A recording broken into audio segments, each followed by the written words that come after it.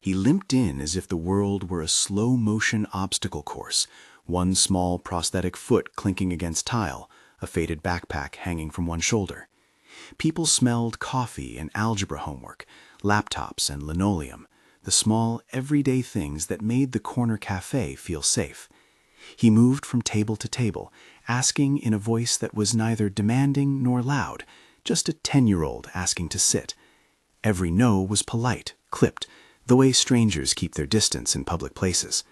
The last table he tried was occupied by a man with broad shoulders, a leather vest, and hands that had built and broken things. The boy asked him, and the man said, "Sit." Content warning: this story contains a non-graphic account of child abuse and neglect. If that's difficult for you, please take care of yourself now. If this story is speaking to you and you like these kinds of true-to-life rescues and communities stepping up, subscribe and tell us where you're over who come together in moments like this. The coffee shop had the kind of light that made everything look warmer than it was. Exposed brick, copper bean roasters humming somewhere in back, small mismatched chairs that had been polished by decades of elbows and arguments over homework. Regulars threaded the place like familiar notes in a song: the woman who always read thick novels, the couple who argued softly about bills, the young man in a suit who took calls with a voice that tried to sound less tired than he felt. That rhythm was what made the boy's arrival feel abruptly out of step. The first rejection came like a practical refusal. A couple by the window smiled away from him as if their smile could be both polite and protective. "Sorry, we're saving this seat," the woman said, folding her arms around a toddler's coloring book. The second was a businessman rehearsing indifference into a busy schedule, eyes down, headphones up, no. The third was a mother with her own hands full of grocery lists and discipline. She looked at the boy, then away, and said something about time and space and the morning rush. These were small, ordinary refusals, but stacked together they created a weight. The boy's shoulders sagged a little each time. When he reached the table where Marcus sat, tattoos flexed under sleeves, and the leather had the soft creak of long use. Marcus was not the sort of person the boy would have expected to ask permission or to say yes. He had a face that carried 1,000 small histories, scars, a laugh crease that never erased, a way of making small conversations feel momentous. He patted the bench. The boy's eyes flashed with a fragile surprise, and then relief. Marcus offered no judgment, only the practical kindness of pulling a chair closer and making room. The act itself was small. Marcus steadied the boy as he lowered himself, the prosthetic scraping the floor once. Marcus ordered a cup of hot chocolate and a grilled cheese, two simple things that anchored the moment in the ordinary. Steam rose between them. The boy ate like hunger had a timetable that didn't belong to him, quick and careful. Marcus watched the child's hands around the cup, watched how they did not match the casual ease of the other kids in the room. There was a bruise at the elbow, a faded mark on the jaw that did not belong to a fall or a scrape from play. Small details, but for someone who spent a life reading touches, they spelled alarm. Marcus's instincts did not become rage, they became method. He had not been a stranger to hard luck or dark corners, and he had learned how to read a room. He noticed the way the boy flinched when a chair scraped too close, the way he glanced at the door as if measuring exits, the way he kept one hand near the strap of his backpack, like it held a secret. When the boy finally spoke, his voice was thin. "My uncle won't let me go outside much," he said. "He says it'll go away." Marcus leaned in. His voice was calm but direct. He asked small questions that wouldn't push the child away, about school, about friends, about a favorite color. The boy answered in short bursts, like someone who had learned to protect the longer stories. Then, after a long breath that seemed to come from somewhere beyond the chest, the boy said his uncle's name out loud and told a piece of a story that did not have to be said twice. Threats whispered in an empty hallway, meals skipped and marked down like chores, a ledger of neglect that read like a plan. The boy said the word insurance with a child's confusion, as if he couldn't reconcile the idea of money with the way his life had been treated. What Ethan said was not cinematic confession. It was a scraped-together line of facts between sobs and silence. He said that he had been left with his uncle after his parents died, that sometimes his uncle checked boxes and kept records, and that lately the house had felt smaller, the food scant, the doors locked in ways they shouldn't be.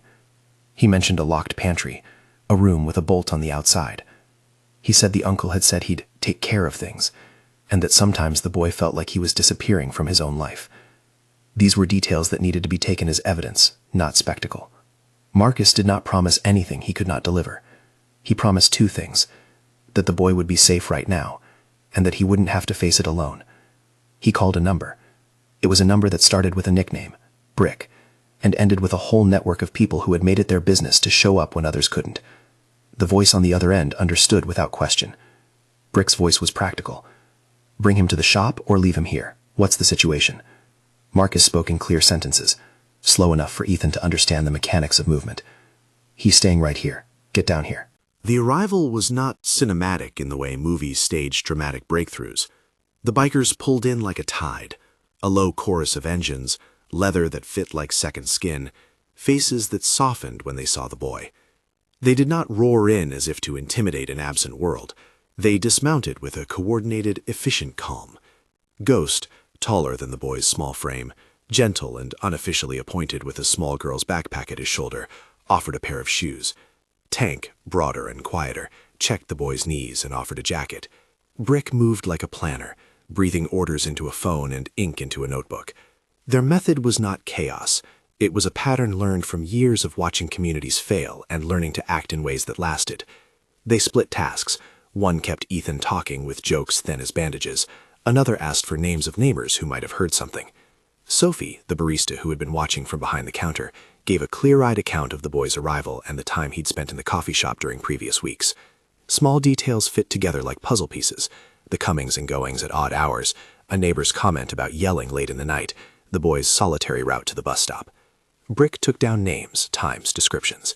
He did not speak as though he were law. He spoke as a man piecing together a ledger of normal things that had been twisted. They took notes in the café on paper, because phones sometimes died and systems sometimes refused to listen. Evidence, Marcus knew, had weight only when it could be presented calmly and coherently. He called Daniels next, Daniels who had once been a cop and had not lost his respect for the procedure, even if he no longer wore a badge. Daniels answered with a measured voice. Get as much as you can, Marcus. Neighbors, photos, names. I'll get a line to a CPS investigator and see what the local watch can do. Child Protective Services had been called in the past about the household, Marcus learned. That history complicated things. It meant there were records, and it meant patience and persistence had to walk hand in hand. Daniels did not belittle the role of the authorities. He respected it and aimed to augment it, to move evidence from the street to the desk where it would be cataloged and acted upon. The group did not take the law into their own hands. They gathered, corroborated, photographed, and preserved. Brick and his crew walked the block, asking neighbors in a way that was earnest rather than accusatory. A woman across the hall remembered a calendar with meals crossed out. An elderly man parked outside said he had heard anger and then a silence that seemed to last too long. A neighbor near the alley kept a shaky video of a small figure sitting on the stoop at dusk. Sophie's camera roll had a photo from a week earlier of a small backpack left at the counter with a half-eaten sandwich beside it. Each piece fit into a pattern that spoke not only of neglect, but of intention. When the police and a CPS investigator were finally coordinated to act, it was because networks met procedure. Daniels took the notes and fed them into the right channels. The investigator promised to assess immediately, told Marcus and the bikers that they would fast-track a welfare check. Marcus felt the relief of procedure finally aligning with heart. He watched as professional figures took over the parts of a rescue no private group could fully manage, and he did not step in front of that work. His role was to make sure the boy got there safely. Officers arrived at the uncle's home with a warrant based on accumulated testimony and probable cause. The scene they found was not cinematic in its brutality, it was methodically documented neglect.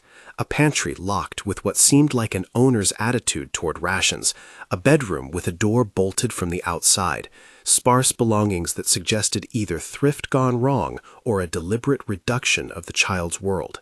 What made the scene particularly damning was not a single violent act recorded in graphic terms, but a ledger-like precision in the uncle's notes, a chart that tracked meals, a small book with entries that read like a schedule of absence, and a journal where intentions were sketched in ink and omission.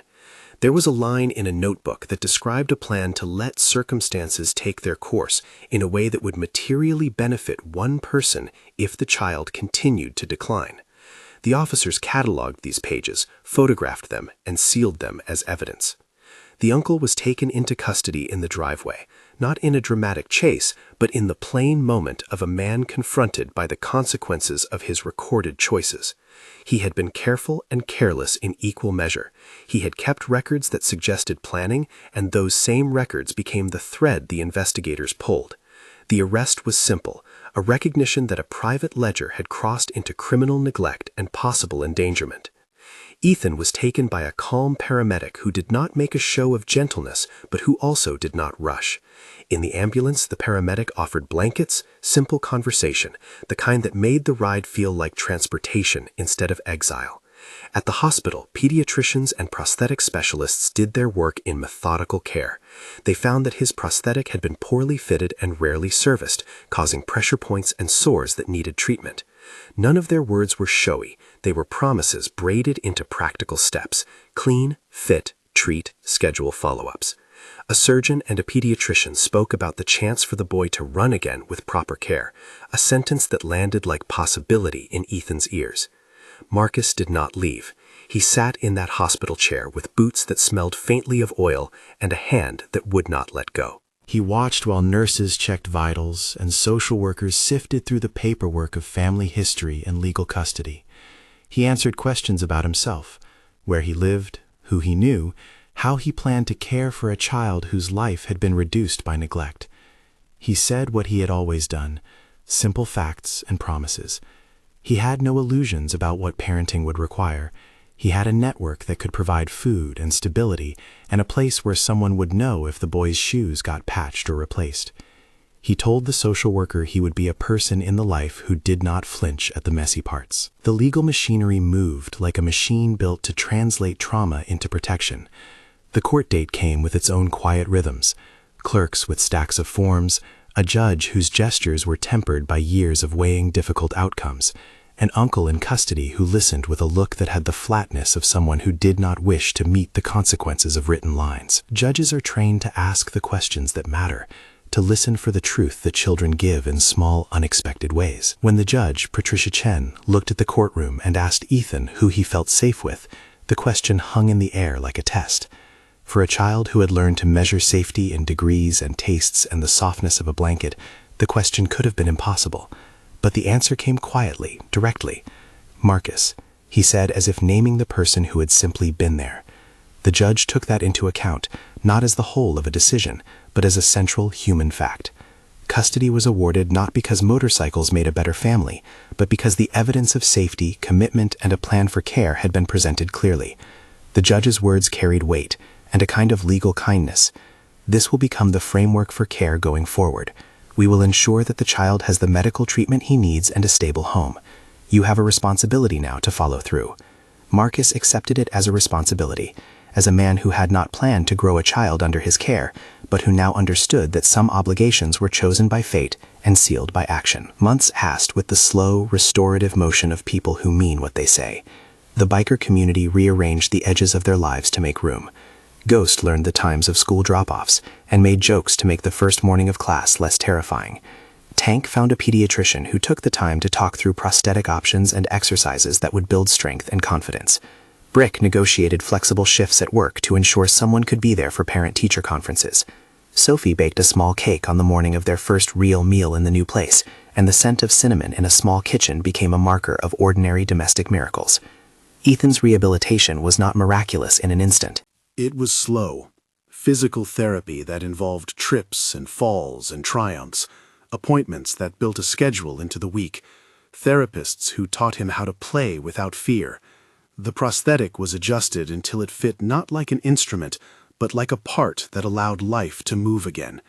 Doctors kept their promises in the steady way professionals do.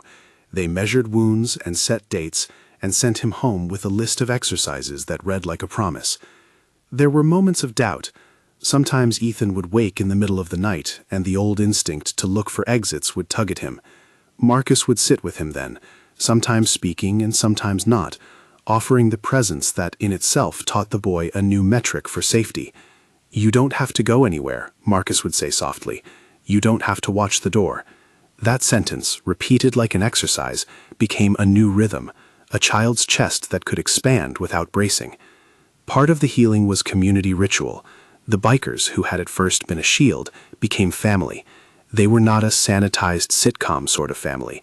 They were people who scraped by and understood loyalty to the marrow. They taught Ethan how to polish a motorcycle in small moves that felt like painting a story. They taught him how to change a tire and how to laugh even when surfaces of life were rough. At the same time, they enrolled him in soccer practice and made sure there were shoes that fit and a backpack that did not threaten a weak shoulder. The day of Ethan's birthday arrived 6 months after the arrest. The party was not a spectacle filmed for a show. It was a gathering stitched from kindness. Balloons bobbed against a gray sky, a small cake sat on a homemade table, and a circle of men who had once been strangers now stood around beaming with the kind of pride that is not about conquest, but about rescue. Motorcycles lined up at a respectful distance, and then, in a sound that was less about bravado and more about solidarity, the engines rumbled in unison, an audible applause that sent a thrill through Ethan's chest. He laughed, a clear sound that did not sound like survival, but like a child learning the shape of joy. Ghost handed him a present, a small toy whose edges had been sanded down by someone who knew kids needed gentleness more than anything. Tank pinned a badge, not the solemn one of an institution, but a button that read, "Ride Safe," and had a small cartoon helmet on it. Brick raised 1 glass of sparkling apple juice in a toast. Sophie brought the cake and sang like someone who had learned to sing for small miracles. At some point that afternoon, when the candles were blown out and the laughter settled into ease, Ethan sat on Marcus's lap and whispered, almost as if testing the consonants of the promise. "I'm home," he said. That line was not a flourish. It was the taught sentence of a child who had learned to name a place and put a claim on it. It was the payoff that came not from a courtroom ruling alone, but from a community that had translated outrage into procedure and tenderness. The story's shock was not the spectacle of discovery, but the shock of how quickly neglect can find a child and how decisively a community can unmake it. There are lessons here that feel like small, sturdy truths rather than sermon points. People will sometimes look away or quantify compassion into a polite refusal. Systems exist and can be slow or bureaucratic. That was part of the challenge. But when neighbors, a practical man in a leather vest, a circle of brothers on bikes, a barista with a clear-eyed memory, and an ex-cop with procedural respect, all turned toward one child, what followed was the combination of heart and process, the thing that actually protects. If this story moved you, the most useful thing you can do is share it, because awareness saves lives. In the description, you'll find links to reputable child protection resources, national hotlines, local child welfare agencies, and respected nonprofit organizations that help children and families in crisis. If you know a case in your community, contact your local child protective services or the national hotline. Professionals are trained to respond, and every call adds to the pattern investigators need. This is, in the end, a story about belonging, about how the smallest ask, "Can I sit?" can become the hinge on which a life turns. It is a reminder that protection is rarely a solitary act. It is built of small, concrete gestures, steadying a fall, ordering a warm meal, taking notes, making calls, filing a report, sitting through nights at a hospital. It is built by people who chose to be present. Months later, when the cake crumbs were long gone and the motorcycle engines had faded into the distance, Ethan learned to run a little faster. The prosthetic stopped announcing itself like a limitation and started to be a tool, nothing magical, just well-fitted and cared for. Marcus learned what responsibility felt like in the small hours and the long days that required patience rather than heroics. The uncle was held to account because records and witnesses and procedure met in one place. The court had done what it could within its limits, and the community kept its promises long after the cameras were off. If you feel moved to do something, share this story with someone else and consider supporting a verified child protection charity listed below. Comment and tell us where you watched from. These small markers let us know that no matter how different our lives, our basic capacity to act matters. Stories like this do not end at the courtroom or the hospital. They continue in birthday cakes and in mornings when someone makes sure breakfast is on the table. They continue in the long, unspectacular work of showing up. And for Ethan, in the quiet that followed the party, when the lights were dim and a motorcycle's hum was only memory, he tucked his feet under a blanket and said it again, this time with the steadiness of someone who had learned where to belong. "I'm home."